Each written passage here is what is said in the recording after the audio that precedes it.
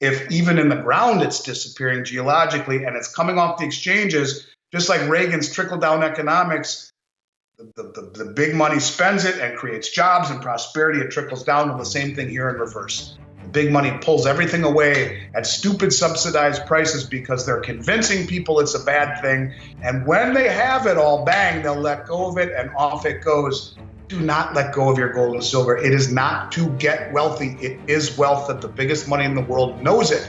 And they're using the emotions of the investing public to drain everything that's not nailed down. This is Kaiser Johnson with Liberty and Finance, and this is the Miles Franklin Weekly Special for September 25th through October 2nd, 2023, while supplies last. This week we feature two different specials, Fractional Eagles and British Sovereigns. We have 1 10th-ounce gold Eagles at $39.99 over melt and 1 1/4-ounce gold Eagles at $59.99 over melt. We also have King George British Sovereigns at just $49.99 over melt. First, the Gold Eagle was released in 1986 and has been one of the most popular gold bullion coins in the world, providing incredible recognizability and investor trust.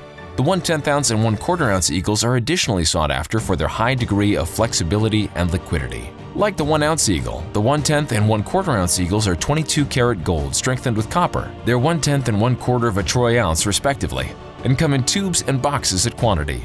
The 1 10th-ounce Gold Eagle is just $39.99 over melt, and the 1/4-ounce Gold Eagle is just $59.99 over melt while supplies last. They're also IRA eligible. Next, the King George British Sovereign is one of the best-known historical coins around.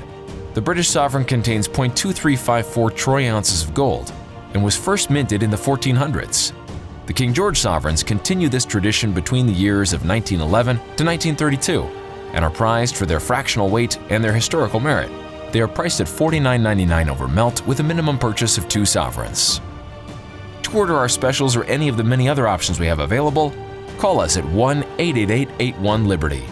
That's 1-888-815-4237. We're available after hours and on weekends, and we look forward to speaking with you. Welcome back to Liberty and Finance. We're always glad to have this returning guest. Andy Schectman, the CEO of Miles Franklin Precious Metals, joins us every week for a weekly market update. He joins us this Tuesday, September 26, 2023. Andy, thanks for coming back on Liberty and Finance. Great to see you again, Dunnigan. It's crazy how fast the clock keeps ticking. Here we are almost to October. And I don't know, that's the craziest thing to me, I think, is the passage of time. I've used that analogy on your show many times. It's like a roll of toilet paper, right? It just, when you're young, time seems to go by forever, like the toilet paper. You never notice the roll getting smaller. And maybe it's a function of getting older. Things seem to be spinning faster, or maybe it's just things are spinning faster. I don't know what it is, but it amazes me that each week there's so much more to talk about than we talked about last week. And I go back and I look at my notes often, and I bet you from this point right now, I have 300-400 pages of notes going back to the beginning of the year on things we've talked about. It's really startling to me just how much stuff happens in the span of a week. So it's nice to be here and talk with you about what's happened over the last week, and I always look forward to it. And just want to say thanks for having me back. Absolutely. Well, I think we've talked about this phenomenon multiple times, but it's worth mentioning that as life seems to be speeding up, and as the progression of events in the world around us, whether it's our decay of our constitutional liberties and freedoms, our privacy, whether it's this strange dissolving of national sovereign borders and becoming this global, everything's global now, and everything's justified in terms of a public health crisis, no matter what it is.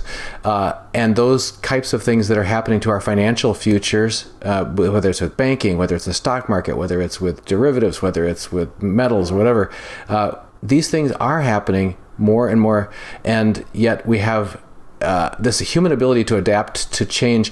First, we just adapt to linear velocity, and we think that that's just a steady state. And then when we're on an exponential curve where things are speeding up, we can adjust to that as well, to where people think, oh, this is just normal, nothing's happening, nothing new here to talk about today.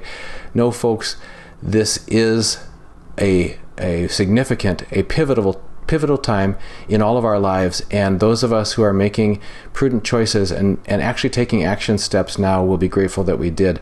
My wife reminds me of things that I should be doing in that regards, and I'm grateful for that as well. So, Andy, I'm going to pull the cork out of the bottle and let you go, because you often bring with you basically a flood of new information from your research about things that are happening that we need to be aware of. So go ahead and inform us, and then we'll get to the weekly special right after that. This week I'm not going to talk about too much regarding BRICS. There's a lot more happening that, we talk about BRICS so much. I think one of the things to talk about with BRICS is that so far this year, they've offloaded about $123 billion in US Treasuries, and China being the highest with about $118 billion, Brazil, $2.7 billion, India, $2.3 billion, the United Arab Emirates, $300 million. In total, the BRICS countries have removed $122.7 billion worth of US Treasury bonds. And I'm going to get to something very interesting about that in a moment. Actually, let's talk about it right now. It's interesting. What is the one thing that I've talked about maybe that started this entire journey with you, as I used to call it, a linear progression of events, is the Tier 1 revision of gold. And in April of 2019, gold was revised as Tier 1. Now, prior to that, since the end of World War II, it was US dollars and US Treasuries that were Tier 1. So keep that in mind. As we mentioned, you have all the BRICS countries shedding treasuries in favor of gold. And this is really crucial, what I'm about to say, and that is that for the first time in 45 years, the US Treasuries now have a higher downside volatility than gold. And when you think about Tier 1, when you think about the fact that the central banks have been using the Western suppression of the gold market to accumulate gold, when you think about interest rates still rising, the moral of the story is that we now have an environment where treasuries are considered more volatile than gold. And these central banks are shedding US Treasuries in favor of gold, which is now Tier 1, just like US Treasuries are. And I find it to be very, very interesting. This is a dynamic move where capital is moving away from, fixed income holdings. And I think what you're seeing is a whole new shift. And what's that going to do to the 60-40 portfolio model? Does that mean we're going to start to see gold replace the 40% in US Treasuries at some point? I'm not quite sure, but certainly I thought that caught my eye quite a bit when we saw how many countries were shedding their US Treasuries, and the fact that for the first time in 45 years, Treasuries have more downside volatility than gold. That's crazy to me. We have another situation, I think, where you talk about, what's happening with the BRICS nations. And more than anything, I think it's a situation where things are speeding up in terms of the countries that are expressing interest in joining. Another 27 have formally expressed interest in joining. And these are all the countries that are rich in natural resources and are doing this not out of economic gain, but out of necessity, I think, where they're finding safety in numbers. So I just found it interesting to talk about that. While we're talking about the bond market, and please feel free to stop me at any time, look, bonds are getting killed. You could say it's a bloodbath. And I argue it's just getting started. The 10-year Treasury yield at 4.5%, it's the highest since 2007. So rates are really, really rising fast. They continue to rise in a methodical fashion, putting greater and greater and greater and greater strain on the system, in particular the banks, which leads me to the first bank I'd like to talk about today, and that is Citibank. I don't know how many people know this, but Citibank just launched a new digital token service using blockchain to offer digital asset solutions for its institutional clients. And the new service is called Citi Token Services. They're converting clients' deposits into digital tokens that can be used for instant cross-border payments. And it's interesting, if you read the article, they mention well-established regulatory frameworks over and over and over again. Makes you wonder, this fine line between conspiracy and reality. Did they allow the Wild West? Did they know that you would have companies, what was the name of the company? Sam Bankman-Fried, what was his company? Whatever the name of it is, that the point of it is, did they allow this to happen? Did they allow a situation where they knew there would be fraud, where they knew there would be unregulated misbehaving, and in order to allow the government to step in and say, well, here is our regulated form of this, and this is much better. And the point I'm getting at is that, you have a major bank that is moving one step closer to a central bank digital currency. This is a situation where this is a private managed blockchain by Citibank, but it is the beginning. I mean, how far removed is it from the bank in Australia, the large bank in Australia, who has now, as of January 1st, has banned all cash transactions? And this is a situation where you're beginning to see more and more talk about moving away from cash. And this large bank in Australia just came out and said, yeah, by January 1st, no cash transactions, no check transactions, no phone payment transactions. It will be purely digital. They said you can take up to $2,000 a day out of ATMs, but no more cash withdrawals out of the banks. And by the way, ATMs are disappearing. So we are moving little by little, like the point I keep talking about, logarithmic decay, little by little by little by little, and then all at once, boom, we're in a digital environment. We're not there yet, but you're beginning to see it. And when you see Citibank issue a tokenized form of money for ease in transactions cross-border, it's no different than the Fed coming out with their Fed Now for domestic transactions, which will take the place of checks very quickly. There will be no checks very soon because you will have instant settlement like Venmo, like Zelle, only backed by the Federal Reserve. These are the little pieces of indoctrinating the public into feeling, hey, it's okay. Maybe it is about convenience and shedding their concerns about the loss of privacy and whatnot. It's the slow acceptance of something rather than throwing it all at you at once. So I thought that was interesting as well. And, when you talk about it, you have 93% of global central banks that are exploring or already have digital currencies in development. And of course, the BIS said that every country needs to have one operational by 2025. Let's see, what else we got to talk about today? Silver and gold. I found an interesting article. We may have talked about it before. It keeps popping up, and it is estimated by a branch of the U.S. government, the Geological Survey Division of the U.S. government, who has come out again and said that they estimate by 2028 the Earth will have completely run out of economically mineable silver reserves. Now, that doesn't mean that they're not going to explore. These are known reserves. And they say by 2028, that's what's going to happen. And that includes Mexico and Peru and the countries that are known for having so much silver. And with the price being so low for so long, the exploration side of mining for silver has really gotten hammered. And so how close are we to that moment?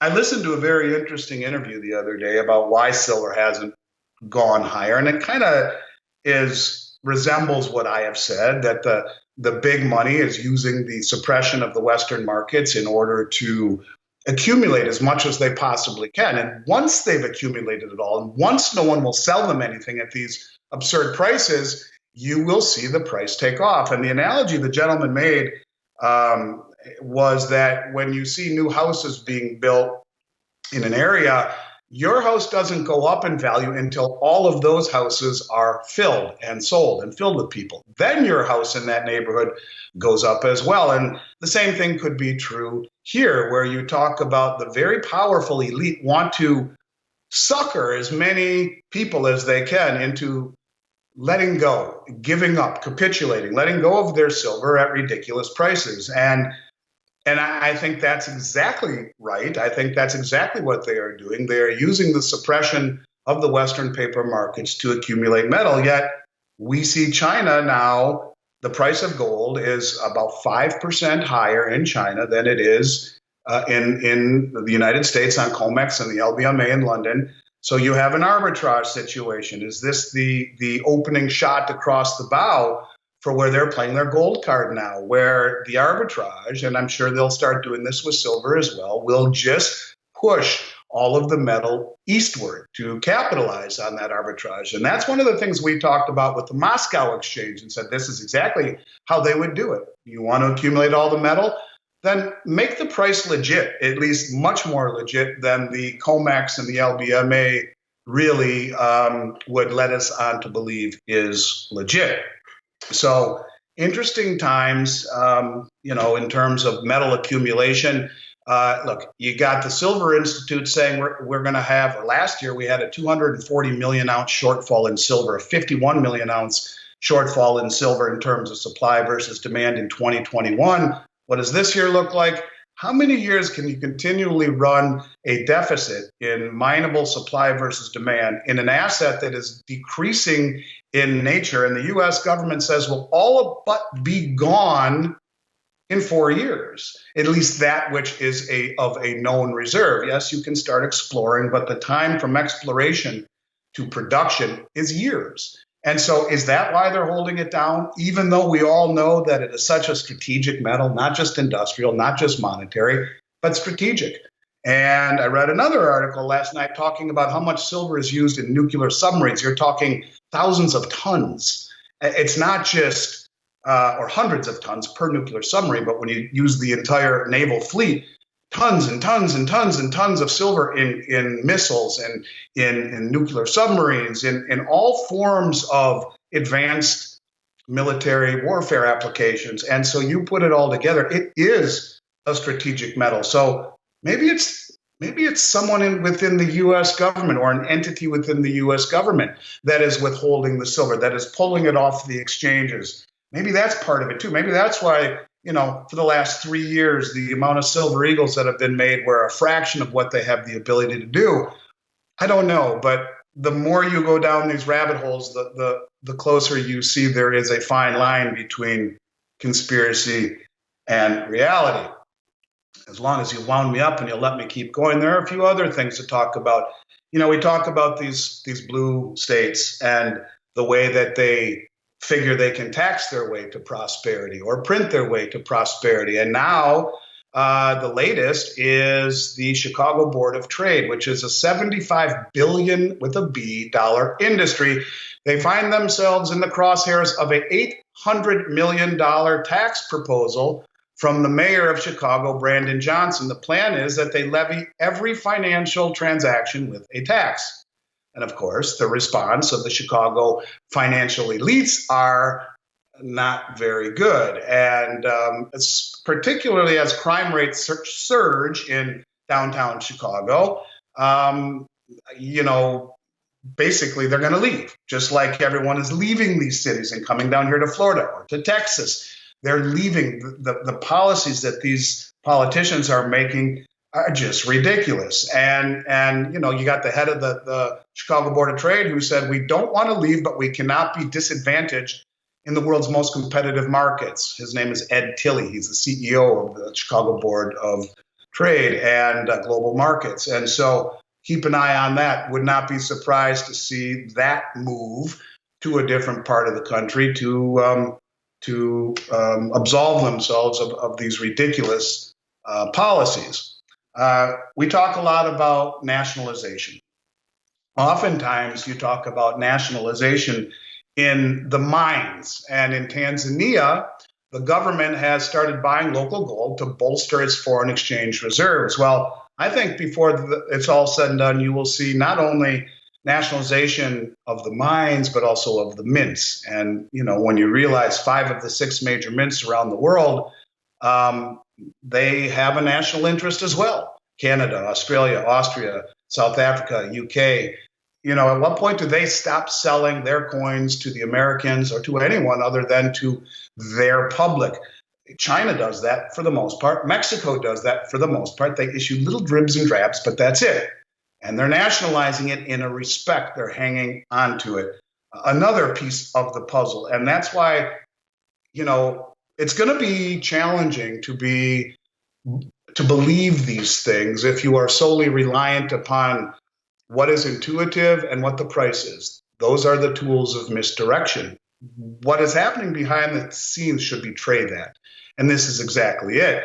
The biggest money in the world accumulating, gold off the hook to the point where it is now more stable as an investment over the last year than almost 2 years than the Treasury market. First time in 45 years. That betrays. That means that the big money, like Saudi Arabia, like China, like Japan, they're selling Treasuries, which pushes up rates and replacing it with gold. That's exactly what that means. So enough of that. And I want to talk about something that I find to be deplorable and disgusting, and I like having these conversations, and that is the government shutdown. Now, the government deadline to fund the shutdown would be Saturday, September 30th. That's in 4 days. And without a funding plan, once again, they're telling us that a shutdown would happen at 12:01 and the government would have to potentially default on its obligations. When Secretary of Treasury Yellen said this in May, in fact, her exact words were, if Congress doesn't raise the debt ceiling in the coming weeks, the U.S. government could default on its debt in a matter of weeks. If it doesn't raise the debt ceiling, that would spell economic calamity. What does that say to you, Dunnigan? I mean, to me, you know what that says? That says Ponzi scheme. That says Ponzi scheme, because if it weren't, what she should have said was, if we don't raise the debt ceiling, we are going to have to slash entitlement payments. We are going to have to slash Medicare and Medicaid and Social Security and all of these entitlements that we are on the hook for. We're going to have to cut them. Instead of doing that, they say we're going to default. That is a Ponzi scheme where you have to have more and more money coming in to feed the beast. And if you don't, you default. And they showed their hand there. Well, this is the part that I find the most disgusting. And I want to just read to you one thing, and then I'll answer any questions that you have. I know I've monopolized here the last plenty of time here. But here's the thing. Get this. I almost have a hard time reading this to you, and that is, even if parts of the government shut down next weekend, essential duties will be maintained, including national defense, law enforcement, Social Security, and Medicare. Okay, cool. They should have cut those. That's how you start it. That's how you fix the problem. You start to stop spending so much, stop committing to so much. Okay, fine. But that's not the problem. Listen to this. The United States will pay Ukrainian salaries, but furlough American citizens in the impending government shutdown. If Congress fails to pass a spending plan, the U.S. government will shut down at the end of the month, but will continue to fund salaries in the freaking Ukraine. But what about the federal employees in America? Well, according to Newsweek, they will be furloughed as well. Your tax dollars will be used to fund the Ukrainian salaries while American citizens are forced to wait for their pay while the government remains closed. This means that Ukrainian salaries will still be paid even while a federal employee does not get his or her pay during a shutdown. And what 60 Minutes just discovered is absolutely disgusting, and that is that the U.S. is financing more than weapons in the Ukraine. The government is buying seeds and fertilizer for farmers, paying the salaries of 57,000 first responders, and subsidizing small businesses, also paying the pensions and salaries of bureaucrats. Now, think about this. First responders, how about $700 to the people in Hawaii? How about nothing to the people in East Palestine? How about the fact that you have thousands and thousands and thousands of people crossing the border every day, and these poor border agents are being assaulted, their lives are being turned upside down, these towns are being destroyed, we are being invaded, and yet we continue to give money to the Ukraine instead of give it to where it is needed. How about these cities, right? And how about these cities like San Francisco, like Philadelphia, like New York City? How about some help there? And, it's like America's falling apart, but we're selling billions to another country. And even more disgusting of all of that, I mean, they're not taking care of our first responders or our border agents or the border problem, but even more disgusting, and this is from Rand Paul, that since the war started, the White House and the Senate majority have aggressively refused to allow oversight by an independent auditor of how the money is spent and where it is going. So think about that for a minute. It's just absolutely upside down as this country is spiraling in some parts of the country really, really bad. And they'll shut down the government but continue to pay 57,000 first responders and the salaries and pensions of the Ukrainian government, while at the same time furloughing the U.S.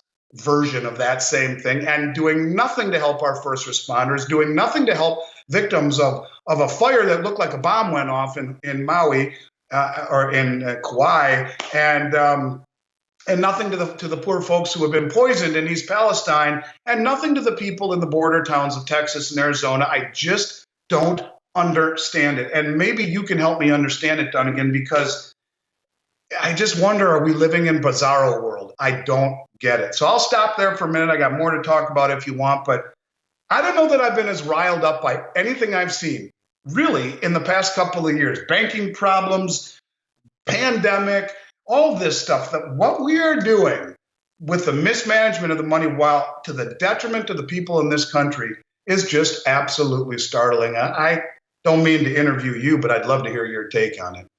Well, I want to underscore and amplify one of the things that you mentioned in passing there, and that's how these cities along the border are suffering, whereas other cities around the country, their people are suffering, but their leader, their mayors are just driving ahead like pedal to the metal, running those cities into the ground. But it's not. But wait, there's more. It's not just in the U.S. There's an article here from Frontline News reported in May on the climate proposal from the C40. We've all heard of the G10, the G20. Anybody heard of the C40? It's the 40 largest cities, network of nearly 100 mayors who have pledged to transform their cities to meet the World Health Organization's air quality guidelines. Participating cities include Los Angeles, New York City, Washington, D.C., Dubai, Mumbai, Barcelona, Paris, London, Tel Aviv, Beijing, Cape Town, Tokyo, Sydney, and others. To meet the WHO's guidelines, the C40, these are mayors, have proposed a slew of measures such as limiting taxpayers to one airline flight every 2 years or every 3 years, and each flight being limited to a distance of no more than 932 miles. Other C40 initiatives include reducing consumption of clothing and textiles by 39% a year, which means you can get 8 new garments per year, and the ambitious target is 3 garments per year, and on and on and on as far as what you can eat, how far you can travel, et cetera, et cetera. And so the mayors of cities all over the world are in this consortium together to clamp down on people's freedoms to live their lives. And so that's just adding to the another throw log on the fire of we are living in crazy times. We'll throw in the central bank digital currency into that. Now you have ways of managing those types of draconian controls, and it's horrifying. It really is. Yep. Yeah. No flight for you, no garment for you, no meat for you.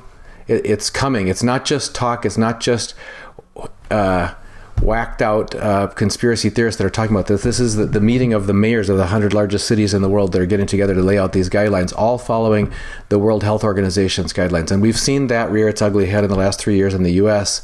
and around the world, where you have local governments, state governments just throw up their hands and go, well, it's not us. We're just following guidelines. We have to follow these guidelines. And inexorably, it seems that these guidelines take away freedom and privacy and constitutional sovereignty, et cetera, et cetera, et cetera. So just to underscore that I'm staying quiet because you were doing all the heavy lifting there, but I wanted to underscore that point. It's amazing. I don't have a ton more to talk about.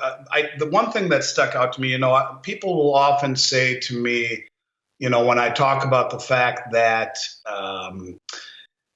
the BRICS now control the majority of the oil supply in the world. They control roughly 80% of it when you put it all together, when you put the BRICS countries together with, especially when you add on the Belt Road and the Eurasian Economic Union, but just alone with Russia, with Saudi Arabia, United Arab Emirates, and Iran, it's ridiculous how much. And the pushback that I often get from people is, well, the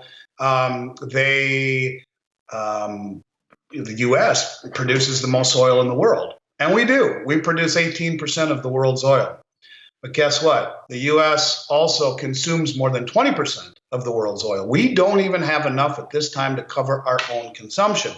At the same time, we are pushing away all of the oil-producing countries into this new union that we have talked about over and over and over again, and we are mothballing we cut the XL pipeline, we're mothballing and canceling permits, and you look at it from every angle, whether it be dealing with the border, whether it be dealing with things like this, the loss of our rights and our freedoms, and being told what to do by a group of unelected officials in the World Health Organization, whether it be what's happening in our nation's cities, on and on and on, or the way that we deal with energy, or any of these things. And you have to wonder, I'm feeling less sheepish about talking about this being a planned demolition. I don't know how you can look at this any other way. It's almost as like the government has been infiltrated and taken over.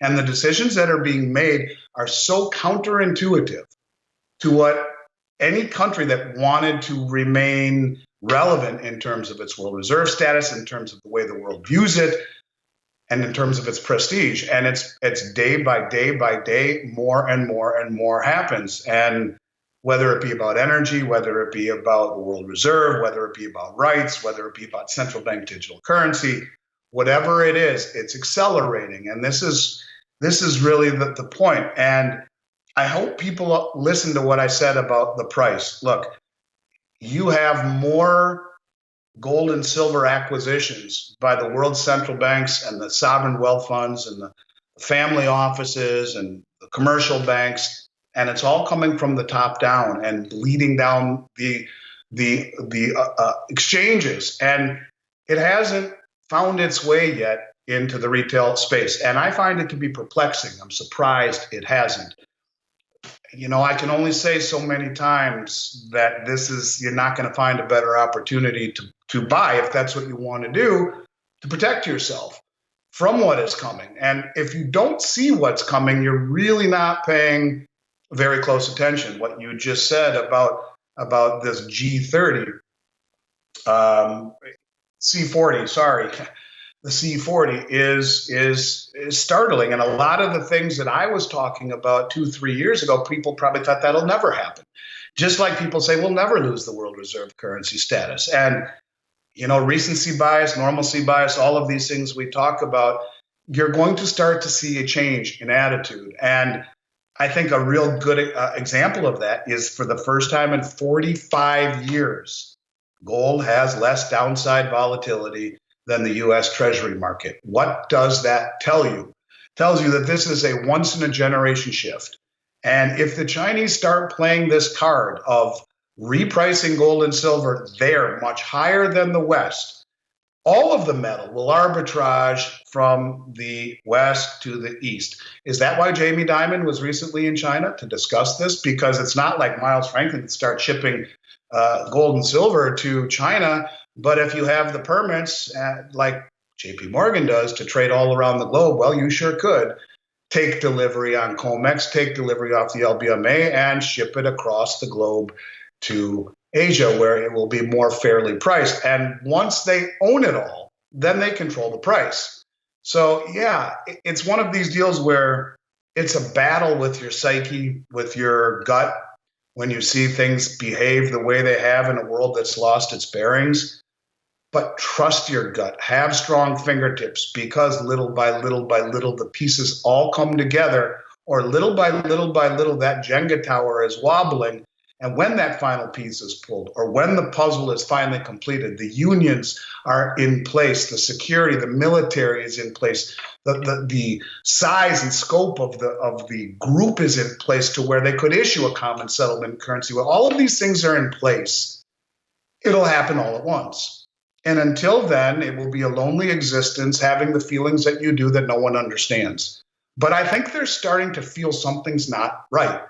And that's the first step. And where we go from here, I guess only time will tell, Dunnigan. But, Yeah, I'm just amazed at how fast things are happening, and the lack of real in-depth journalistic integrity in the mainstream that is really making it very difficult to have conversations with your friends and family who don't spend the time reading and viewing alternative media like you. The quality of content that you put out, the people you put on your show, is so much better than Fox, CNN, ABC, NBC, CBS. It's real news by people who have integrity. And I'll say it again. There does not have to be an environment where integrity and capitalistic intentions have to be mutually exclusive. You can want to run a good business. You can want to have successful business for your family, for future generations. I don't care how big your company is.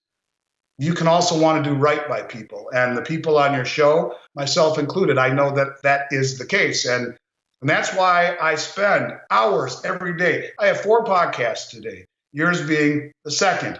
I got up at 6 in the morning, spent hours preparing. I stayed up last night till 1 in the morning preparing. I do this every single day. I don't have to. And I hope people get some benefit from the things that we talk about. But I will tell you, I am becoming more and more and more concerned. And I guess it's one of these deals where you just have to accept it. You have to accept things are changing and there's nothing we can do about it. And either you prepare and embrace it and prepare and survive, maybe even potentially thrive a little bit. But I think we are heading into a period of time where the world will be a very different place, and people will look back on what you have done and hopefully what I've contributed a little bit and be thankful that they listen, because the majority of people in this country do not have a clue what is bearing down upon them. And it's just getting started. Yeah, if I could just amplify 2 more points and then we'll get into the weekly special. One thing that you mentioned there is the repatriation of gold by those at the highest parts of the food chain, whether it's sovereign wealth funds, whether it's central banks of other countries. You know, Germany wanted their gold back, and everybody wants their gold back. Everybody wants to have it in their hands and remove counterparty risk. You've been warning us about that for years. And we even saw this week vertical integration with, for example, First Majestic Silver, a well-known mining company that also produces products, saying, okay, we're just gonna go straight from our mines and through our own minting process, and then we'll sell directly to the customers. So there's this idea of reducing counterparty risk by keeping your hands on the real thing. Miles Franklin has been increasing in-house produced product as well over the last couple of years. We just had that on our special the last few weeks, our 5-ounce and 10-ounce bars, Nordic Mint, and so on. And that just seems to play right into what you're talking about, that in times of where you've had a betrayal of trust by basically every major institution, you've got to find ways to take action. Don't stay static. Don't just become a victim. Don't just roll over and put your head in the sand and act like it's not happening. It is happening. And you take... Genius, because it's not just it's the governments. You know, we used to live in it is a global world where everyone plays in the same sandbox. But now people want to take their toys and go home because no one trusts anyone any longer, and at least the West. And that's what I think the BRICS are attempting to do. People always say, who's going to trust China? Who's going to trust Russia? If you use commodities, as Zoltan Pozar said, if you have transparency, if you use blockchain, if you use auditing, if you do it right, you can reestablish trust in what is a trustless society right now. No one trusts anyone or anything. Everyone is skeptical and everyone's a cynic. And I understand that. But you're right. The removal of counterparty risk, to me, Dunnigan, is going to be the buzzword as we move forward, as institutions start to really run into big trouble. And I think you're going to see more and more institutions run into big trouble. And I will say it again. It's going to happen with a bank bail-in. A bank bail-in. People don't know what that is. It's law. The fact that Silicon and Signature and the others were bailed out, that's wrong. And it will not happen going forward when more and more of these banks go by the wayside as rates continue to rise. You're going to see it. And that's when it's going to become chaotic. And if you can't even trust your bank, who can you trust? Where can you trust to put your money? And that's what gold is. It's proof of work. It's removal of counterparty risk. And as Doug Casey has made famous, it's an asset, one of the few, one of the only, that is not simultaneously someone else's liability. And I think that accounts for a lot in a world that is searching for trust. And I honestly, truly believe it is. It's just beginning. As we like to have Bill Holter on, he has a very succinct way of saying things. He says it's the only asset that can't bankrupt. What do you think there's a coincidence that it's tier one? Do you think it's coincidence that the central banks are buying more than ever? I mean, it's not coincidence. They understand that the system is already bankrupt. And we're running a Ponzi scheme, Janet Yellen admitted that by saying we would default if we didn't raise the debt ceiling. That's a Ponzi scheme. No, you stop spending, you cut debt. That's how you fix your balance sheet. I mean, what would you do if Visa doesn't up your credit limit? Are you just going to default? No, you cut other areas and you make it work. Well, if you pride yourself at being the world reserve currency, then that's what you do. No, instead, you furlough your own people and you give millions and billions of dollars to the Ukraine in a battle that we should have nothing to do with. We should all be sympathetic about the atrocities of war, but what we are doing is so upside down, I can't even believe it. And, I don't really watch mainstream news, but I get up every morning at 6 a.m. to see my daughter off to school with my wife, and I do my preparation for the day. I read and I take notes, and I have Fox News on in the background. And this morning, there were two women, wives of border agents, one in New York who was dealing with the northern border, which is nowhere near the same as the southern border. But both of them, they're saying that one of the guy from Texas, the picture of him was bloodied. His face was bloody. He's being attacked daily by, thousands of people coming in, and they're going after these people. The last person he attacked or was attacked by, he tackled who he was carrying a long rifle. So these people are coming in armed with guns and knives. We have no help for our border or for the border agents. And if the government shuts down and they furlough payments, they didn't mention the border on this. And we're going to continue to provide payments to 57,000 first responders in the Ukraine and pensions and salaries to their government, but leave our own people hung out to dry. We're going to let these cities rot from the inside out, but help the Ukraine. I mean, is there something that we're not seeing here? I don't know. It amazes me. And I know we talk about a lot of the same stuff, little bits each week change, but that's my MO. I've been that way with you for now over 3 years. And it's because to me, this is the only trend that matters. Each piece is part of a bigger whole.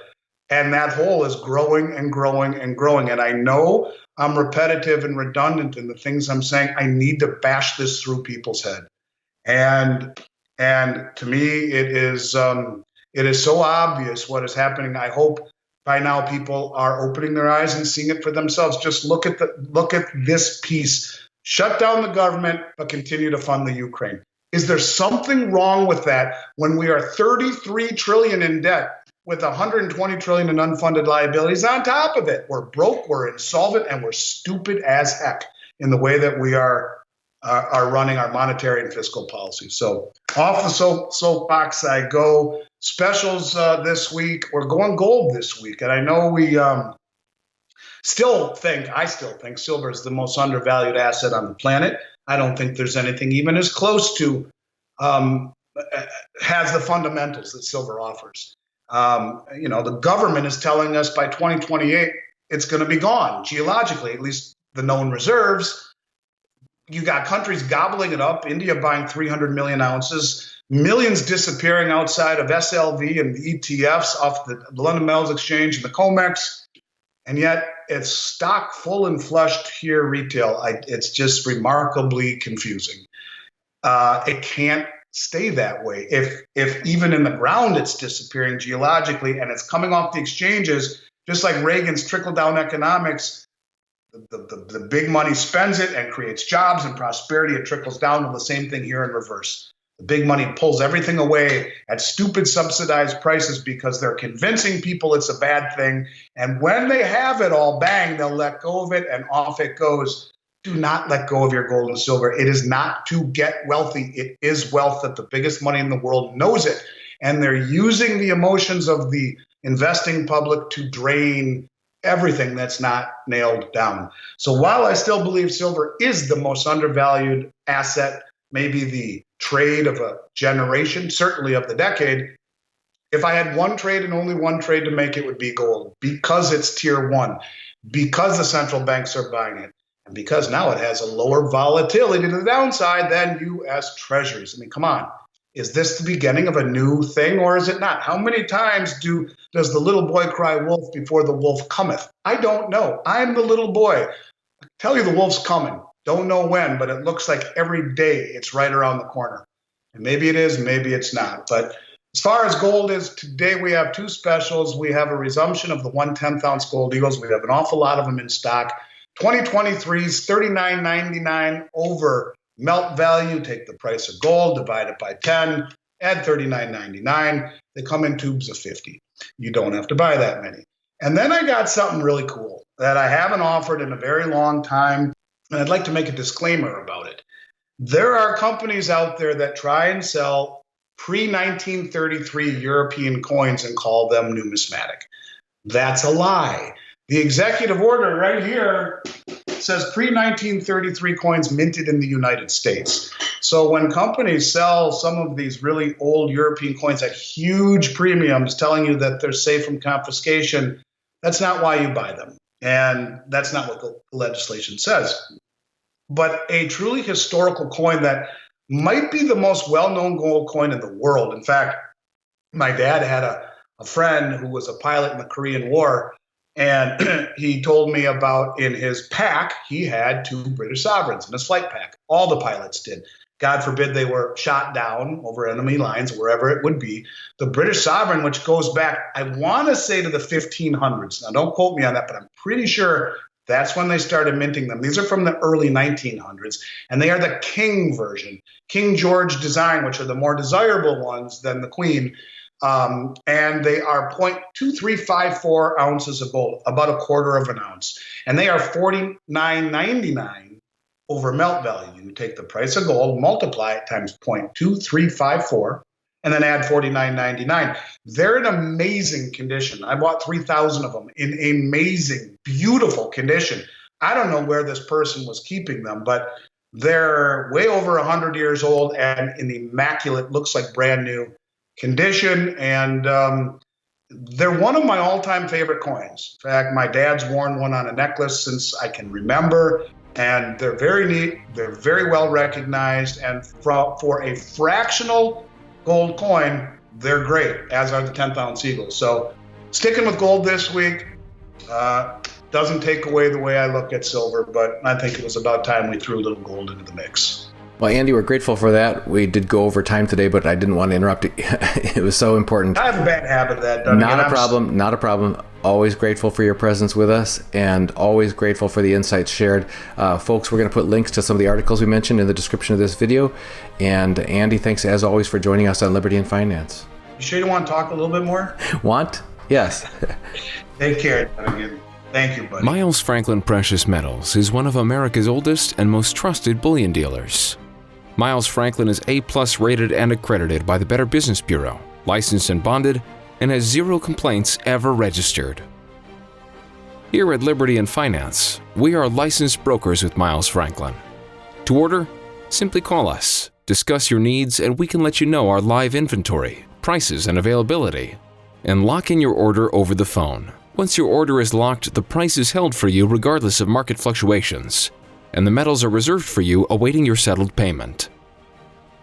Within 1 business day of ordering, you will receive an email invoice detailing the order and payment instructions. Miles Franklin accepts payments by bank wire, ACH or electronic check, money order, check mailed priority mail, and cryptocurrency.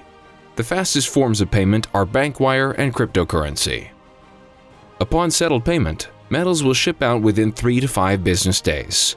You will receive tracking information via email. Domestic shipping charges are $15 for any order under 500 ounces of silver or 10 ounces of gold. For orders larger than that, domestic shipping is free. The package will be boxed, fully insured, and labeled discreetly, with no indication of the contents inside. For your privacy, the name Miles Franklin will not even be on the package. To talk to myself, Kaiser, my brother Elijah, or my father Dunnigan, call 1-888-81-LIBERTY. That's 1-888-815-4237.